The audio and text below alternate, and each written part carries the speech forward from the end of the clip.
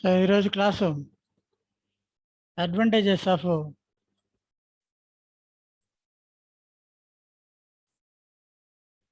Solvent extraction. So advantages of solvent extraction చిన్న topic మీకు ఇది. సో ఆ టాపిక్ కంప్లీట్ అవుతుంది. సో ఏంటి సాల్వెంట్ ఎక్స్ట్రాక్షన్ యొక్క అడ్వాంటేజెస్ ఏంటి, దాని యొక్క యూజ్ ఏంటి, సో ఏ విధంగా అది ఉపయోగపడుతుంది అన్న దాని గురించి చూస్తే, so extraction has the advantages of physicochemical separation and concentration method అంట అనమాట.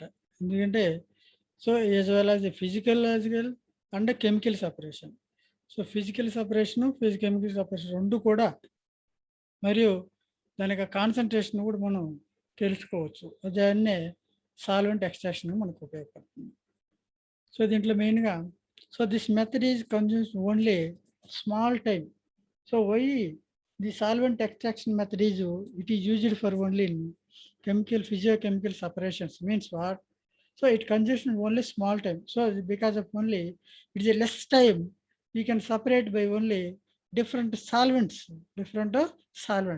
So one solvents from another easily we can separate it by only this solvent extraction method. So that's why this method consumes only a small time. So the requirement of a small time we can separate it by only so different samples also. So that is the one application. There are advantages. So then this method is used for only separation of ions. It brings out the more complete separation. So this is due to only small interface area and the absence of precipitates. So it will be another advantage means so it is used for only separation of ions. So in previous classes we have to discuss about only different ions can be formed. So that will be anions and cations. So the two types of ions will be there. So that type of ions will be also we can separate it by only this solvent extraction method. In the same way, so it will be more complete separation because of only so yes, it is a small amount will be also not in present in only the extraction. So it will be completely separation from one solvent to the another solvent easily by the usage of only solvent extraction. So this is due to only what? It is a small interface area and absence of precipitates. So there is no precipitate will be formed in solvent extraction. So it is a small amount will be also, it cannot formation in only precipitate. So in this extraction only. So that's why it is more useful for only this method. So then the opportunities for only concentration and so the significance increase the sensitivity of the analysis. So what is the concentration will be present in only in solvents. So different solvents we having only different concentration. So the concentration will be also we can find out in this method also, because of only already we have to discuss in the previous classes. So the higher concentration will be present in only top of the position, lesser quantity will be present in the bottom of the position. So lesser quantity, lesser concentration of the solvent first we can be separate out. So then the higher concentration. In that way, like this only, the concentration of the significance also increased in the sensitivity of analysis. That is the another advantages. So this method to make only, it is possible to separation of components processing only close boiling points and even such a component which cannot be easily separated by other physiochemical methods. So because of also it is used for only possible separation of compounds. So the number of possibles will be there. We can separate the components by passing up only closed boiling point.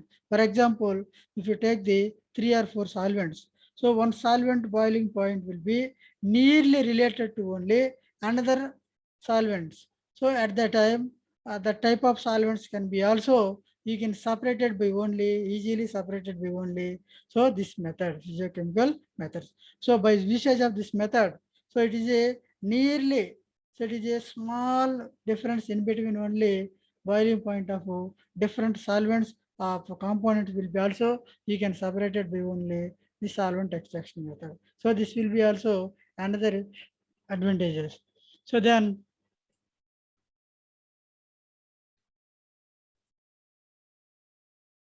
so the process can be carried out at only lower temperature and can be automatically controlled. So temperature will be also, we can control because of only the out of lower temperature. So process will be carried out, the process will be going on. So at that time also, the lower temperature can be also automatically we can control. So that is the advantage in only solvent extraction method. So solvent extraction. So it is possible to increase the selectivity of the reactions. So if you increase the selectivity of the reaction solvent, so it will be takes place by only in solvent extraction. So this will be also another advantage of solvent extraction. Then the number of cases, the extract has been found to be contain more stable form of the compounds so than in water. So number of stable compounds will be far more than the water. So it will be also another advantage of extraction, solvent extraction. So it is possible to combine the process of separation of compounds with their quantitative determination. So you can separate it by only quantitative, so that you have to remember it. Quantitative determination. So how much amount of solvent will be there? You can separate it by only by using of solvent extraction method. So example, in extraction, spectral analysis. So that is the one process. So extraction will be takes place by only spectral analysis. So spectral analysis means what? So in the spectra, so what are the elements will be there? What is analysis? So what are the group of compounds will be there? So what type of groups will be there? So that we can be analyzed by only the separation will be only takes place by quantitative determination. So that is the one. Extraction polarography. So extraction will be takes place by only so in the method of polarography. So polarography is another technique. So this technique will be also one of the advantage of solvent extraction. So then extraction flame photometry. So flame photometry will be also another advantage in only solvent extraction. So these are the important solvent extraction advantages. So this is the very important one in examination point of view. The short answers will be given. So then applications of liquid extractions. So in liquid extractions, so the important application is the liquid extraction. So in this liquid extraction, determination of iron. So iron 3 plus. So iron 3 ion, we can determine by only in liquid extraction. So that is the liquid extraction. That is important application. So it is the examination point of view 10 marks question. So determination of iron 3 plus ion. So how to determine the iron 3 plus ion? So it is possible to extract the iron 3 plus from only aqueous solution by using only 1% solution of 8-hydroxyquinoline in chloroform. So 8-hydroxyquinoline will be dissolved in only chloroform. So that's why by using of only 1% solution of 8-hydroxyquinoline in chloroform by double extraction. So for this extraction, the pH of the solution we can maintain between only 2 to 10. So 2 to 10 means what? So 2 to 7, below 7, acidic 1, above 7, basic 1, 7 neutral. So in this pH value will be maintained 2 to 10. So that means either acidity or basicity and neutral one. So pH will be maintained, the pH range will be only 2 to 10. So it is the one. So how to you can prepare by only this iron 3 plus ion. So some procedure will be there. So how to separate liquid extraction. So one liquid to the another liquid. So procedure you have to find out. So pip it out to the known quantity. For example, say 50 ml of the aqueous solution. The solution will be containing iron 3. So the solution of hydrated ferric ammonium sulfate. It will be containing only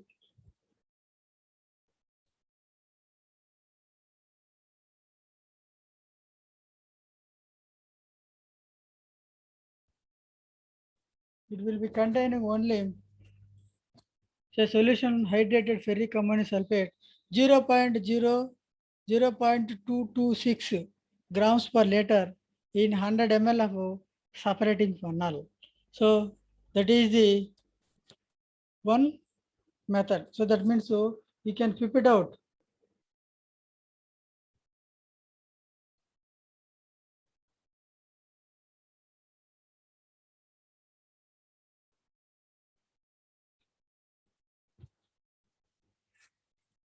So procedure. So 50 ml of known quantity of so iron 3 plus ions. So that ion will be having only what? Hydrated ferric ammonium sulfate.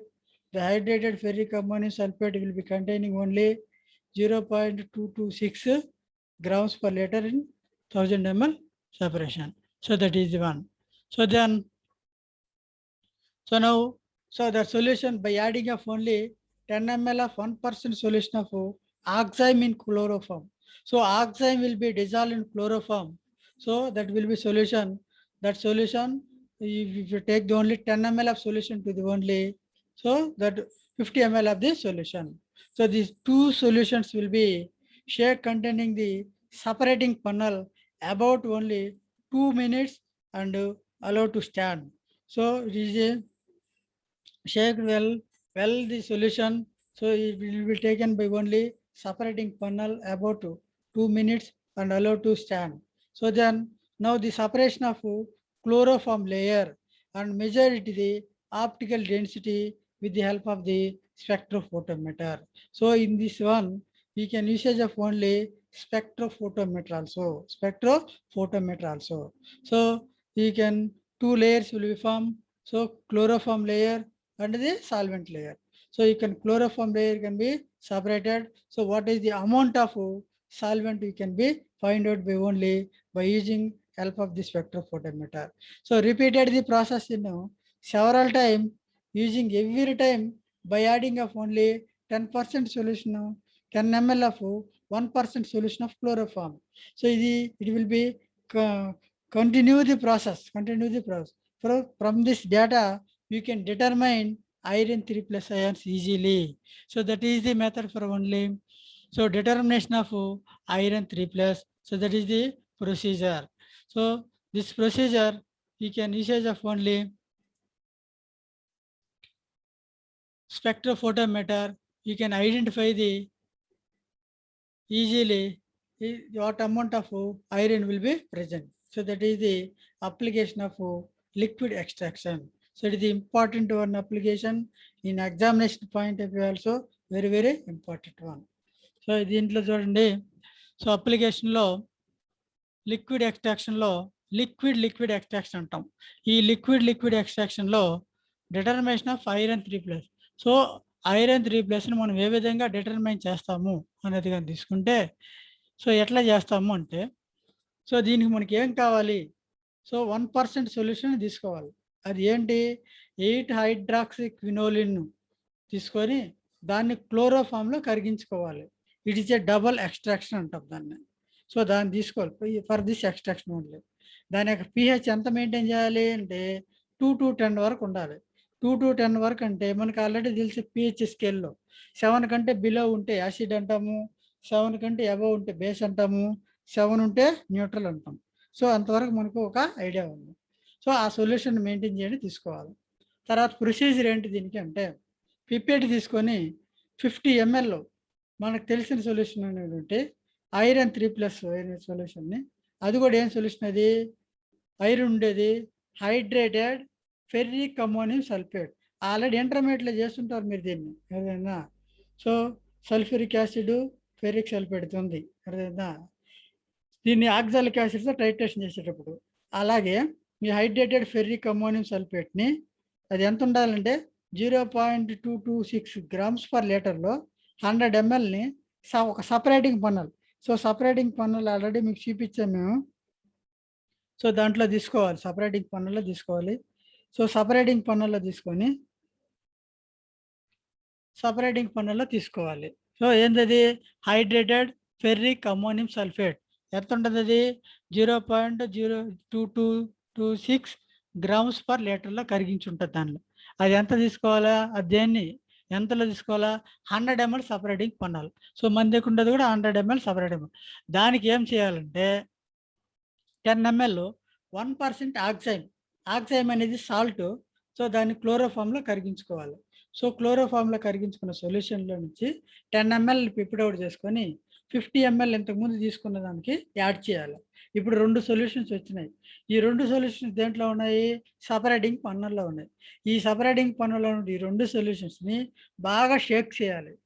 ఒక 2 minutes దాకా బాగా షేక్ చేసి అట్లాగే ఒక stand దగ్గర పెట్టేసినట్లయితే కొంత time అయిన తర్వాత సపరేట్ అయిపోతుంది. ఆ క్లోరోఫామ్ లేయర్ సపరేట్ అయిపోతుంది. ప్లస్ తర్వాత సో డెన్సిటీ ఎక్కువగా ఉంటుంది కాబట్టి ఆప్టికల్ డెన్సిటీ ఆ సాల్ట్ అంతా కూడా కిందకి అలాగే ఉంటుంది. సో దా సాల్ట్ని తీసుకొని స్పెక్ట్రోఫోటోమీటర్లో కానీ మనం పెట్టినట్లయితే సో దాని యొక్క అమౌంట్ వెయిట్ ఎంత మనం ఈజీగా ఐడెంటిఫై చేయొచ్చు. అట్లాగే స్పెక్ట్రా అనాలిసిస్ చేయొచ్చు. ఆ కాంపౌండ్ యొక్క స్పెక్ట్రా ఏంటి, దాని పీక్స్ ఏంటి, దాంట్లో ఏమేమి ఇన్వాల్వ్ అయి ఉన్నాయి అవన్నీ కూడా మనం ఐడెంటిఫై చేయొచ్చు. సో ఈ ప్రాసెస్ని మనం రిపీటెడ్గా చేయాలి. సెవరల్ టైమ్స్ అలాగే చేస్తూ ఉంటే సో చేసిన ప్రతిసారి కూడా ఒక 15 ml 10 ml ఆ 1% క్లోరోఫామ్ సొల్యూషన్ కలుపుతూ ఉండాలి. ఇట్లా చేస్తూ ఉంటే వచ్చే డేటానంతా కానీ మనం కలెక్ట్ చేస్తే you can determine the iron 3+ easily. So that is the one of the very very important question examination point of view. ఇది ఒకటే. సో దాని ఇంతకుముందు చెప్పింది advantage of solvent extraction. So solvent extraction యొక్క అడ్వాంటేజెస్ ఏంటి, ఉపయోగాలు ఏంటి? సో దీన్ని ఎక్కువగా మనం ఫిజియోకెమికల్ సపరేషన్స్లో అట్లాగే కాన్సన్ట్రేషన్ మెథడ్లో మనం ఎక్కువ యూజ్ చేస్తాము. ఎందుకు యూజ్ చేస్తామయ్యా ఈ యొక్క సాల్వెంట్ ఎక్స్ట్రాక్షన్ మెథడ్ అంటే చాలా తక్కువ టైం తీసుకుంటుంది ఇది. సో చాలా తక్కువ టైం తీసుకుని అనాలిసిస్ తొందరగా అయిపోతుంది. అందుకని ఇది గుడ్ మెథడ్. సో మంచి అడ్వాంటేజ్ ఇది అని చెప్తాం అనమాట. అదొకటి.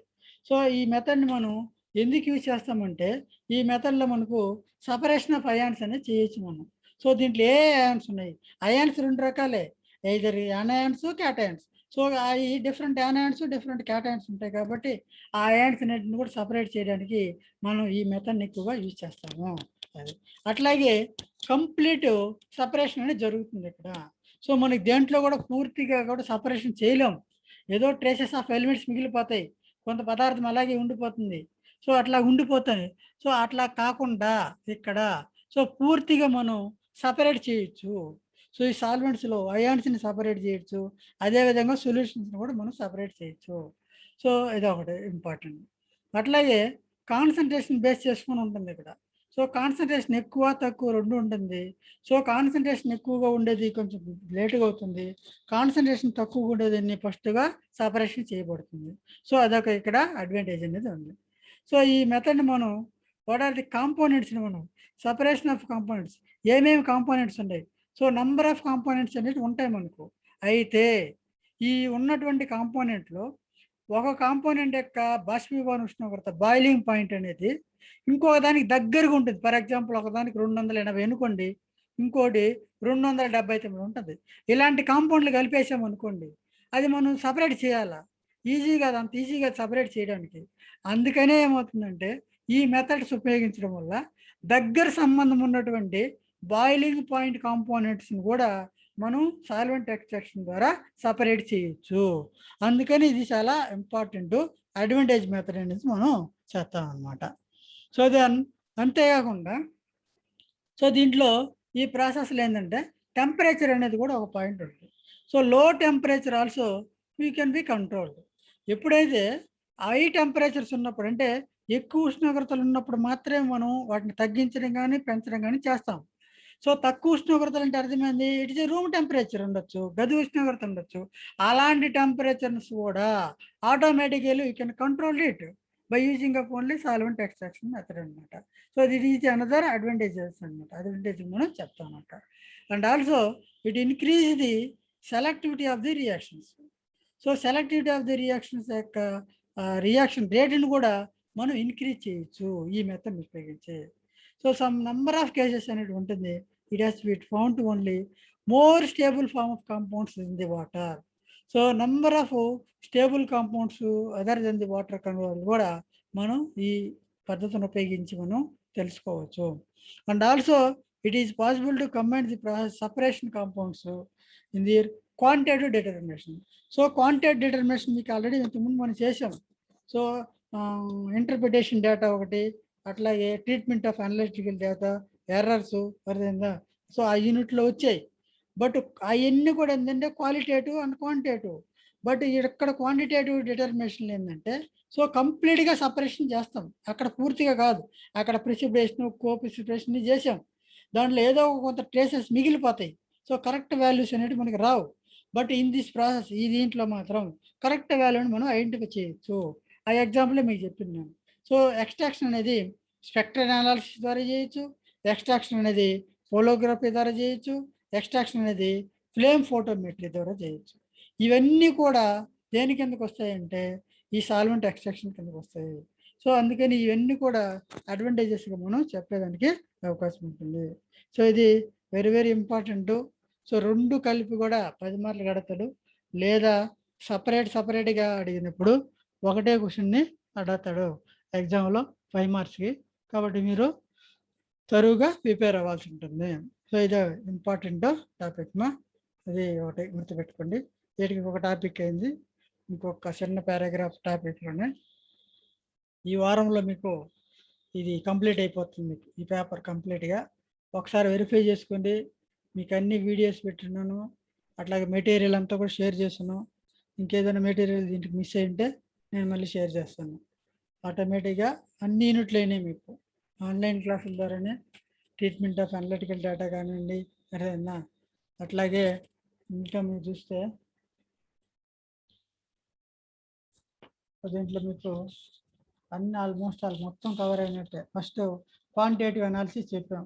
సో క్వాంటిటేటివ్ అనాలిసిస్లో మీకు chemical analysis, volumetric analysis, acid base theories, redox theories, complexometric titrations, precipitations, indicators అవన్నీ వచ్చేస్తున్నాయి మీకు. అదే ఆ యూనిట్ అది. So then treatment of analytical డేటాలో ఎర్రర్స్, దోషాలు, ఎర్రర్స్, సిగ్నిఫికెంట్ ఫిగర్స్, అక్యురేసీ అంటే ఏంది, ప్రిసిషన్ అంటే ఏంది, సో అవి ఇచ్చినాయి మీకు ఆ యూనిట్లో. సో దెన్ తర్వాత క్రోమటోగ్రఫీలో classification of chromatography, principles of chromatography, RF values అవి వచ్చాయి. దాని తర్వాత పేపర్ క్రోమటోగ్రఫీ వచ్చింది. So paper chromatography RF value ఉంటుంది, experimental procedure, choice of papers, solvent system, development of chromatography, applications వచ్చినాయి. తర్వాత థిన్ లేయర్ క్రోమటోగ్రఫీ వచ్చింది. సో దాని యొక్క principle, factors affecting RF value, experimental procedures, absorbent of solvents, application of thin layer chromatography వచ్చింది. అటు దాని తర్వాత column chromatography. So column క్రోమటోగ్రఫీలో principal, experimental procedure, stationary mobile phases, separation techniques, applications వచ్చినాయి. So దాని తర్వాత HPCL, high performance chromatography liquid అనమాట. So ఇది వచ్చింది ఈ లిక్విడ్. ఇది ఒకటే, ఇది ఒక క్రోమటోగ్రఫీ. దీని యొక్క ప్రిన్సిపల్, అప్లికేషన్స్ మాత్రం వచ్చినాయి. ఇది క్రోమటోగ్రఫీ. నా లాస్ట్ యూనిట్లో separation techniques of analysis. So separation టెక్నిక్స్లో introduction, principles, what are the factors effecting the solvent extraction, batch process, continuous process, counter current process వచ్చింది. So then applications, determination of iron. ఇవి నేను చెప్పిన మీకు topics ఇవన్నీ. ఈ topics అన్నీ మీకు కవర్ అయినాయి, అన్నీ కూడా మనం డిస్కస్ చేసాం. సో వీటికన్నిటికి వీడియోస్ ఉన్నాయి, చూడండి.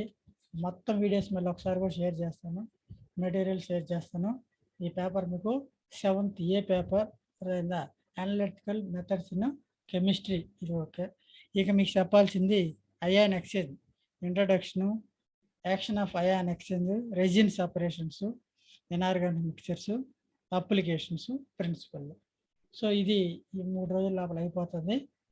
అక్కడికి మీకు ఈ 7th ఏ పేపర్ కంప్లీట్ అవుతుంది. మీకు ఆల్రెడీ సిలబస్ పెట్టున్న పేపర్ అందులో వాట్సాప్లో ఒకసారి తరువు వెరిఫై చేసుకోండి. దాంట్లో మీకు ఏమైనా మిస్ అయ్యింటే నాకు చెప్పండి. నాకు తెలిసి మొత్తం కవర్ అయిపోయింది. కవర్ కానిదంటే చెప్తే. సో నెక్స్ట్ వీక్ నుంచి ఎంపీసీ వల్మ మీకు వేరే మీ సబ్జెక్ట్ తీసుకుంటాం. మీకు క్లస్టర్ సబ్జెక్ట్స్ 1 by 1 డిస్కస్ చేస్తాం. అర్థమైందా? సో బీజెడ్స్ వాళ్ళకి ఈ 3 రోజులు ఇది కంప్లీట్ అయిపోతుంది మొత్తము. మిగతా ఎంపీసీ వాళ్ళకి మాత్రం నెక్స్ట్ వీక్ నుంచి క్లస్టర్ సబ్జెక్ట్స్ పేపర్స్ స్టార్ట్ చేస్తాం. ఆల్రెడీ సిలబస్ కూడా మీకు షేర్ చేశాను. దానికి కూడా మెటీరియల్ రెడీగా ఉంది. బట్ ఆన్లైన్లో క్లాసెస్ మాత్రం జరుగుతూ ఉంటాయి. ఇంటికాడ ఉన్నప్పటికీ కూడా కొంచెం ప్రిపేర్ అవ్వండి. ఎందుకంటే వీడియోస్ ఉన్నాయి కాబట్టి చూసుకోండి. తర్వాత మెటీరియల్ చూసుకోండి. మీకు ఏదైనా డౌట్ అనిపిస్తే, కొంచెం కష్టం అనిపిస్తే నాకు వాట్సాప్ అన్నా కాల్ చేయండి, నేను చెప్తాను. సో ఎందుకంటే చాలా ఆన్లైన్ ప్లాట్ఫామ్ అనేది చాలా వెరీ వెరీ ఇంపార్టెంట్. మీకు చాలా కలిసి వచ్చింది. మనం ఇప్పుడు క్లాసులో చెప్పినా కానీ ఒకరోసారి 2 రారు, ఇంకోరు రారు. ఈరోజు చెప్పిన క్లాసులో ఒకరు వినలేరు. ఇది అలా కాదు కాబట్టి వీడియోస్ ఉన్నాయి కాబట్టి ఎప్పుడు ఎనీ టైం ఎన్నిసార్లు అయినండి, ఎన్నిసార్లు అయినా చూసుకోండి. మెటీరియల్ ఉంటుంది కాబట్టి ఈజీగా మీరు ఖాళీ టైంను ఉపయోగించుకోండి ఇంటి దగ్గర.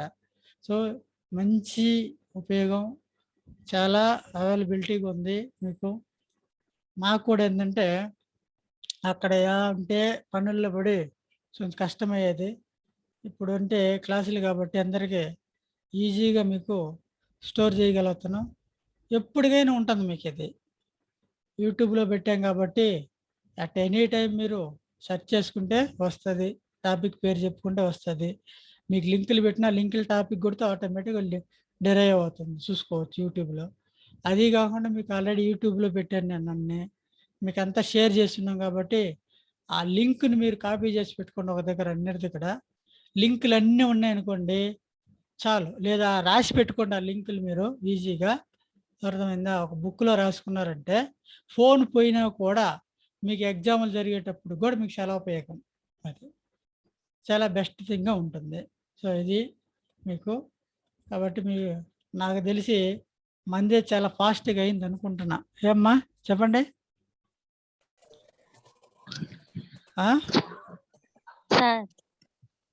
మందే సిలబస్ ఒకరో ఫాస్ట్గా అవుతుంది అనుకుంటా కదా? అవును సార్, మాకైతే బాటనీ 2 క్లాసెస్ అయ్యాయి అంతే సార్. జువాలజీ స్టార్ట్ చేయలేదు. కెమిస్ట్రీ సార్ ఫస్ట్ అవడం. మీరు క్లస్టర్ తీసుకోలేదు కదమ్మా, మీకేంది చెప్పండి. మీరు క్లస్టర్ అంటే భయపడ్డారు కదా.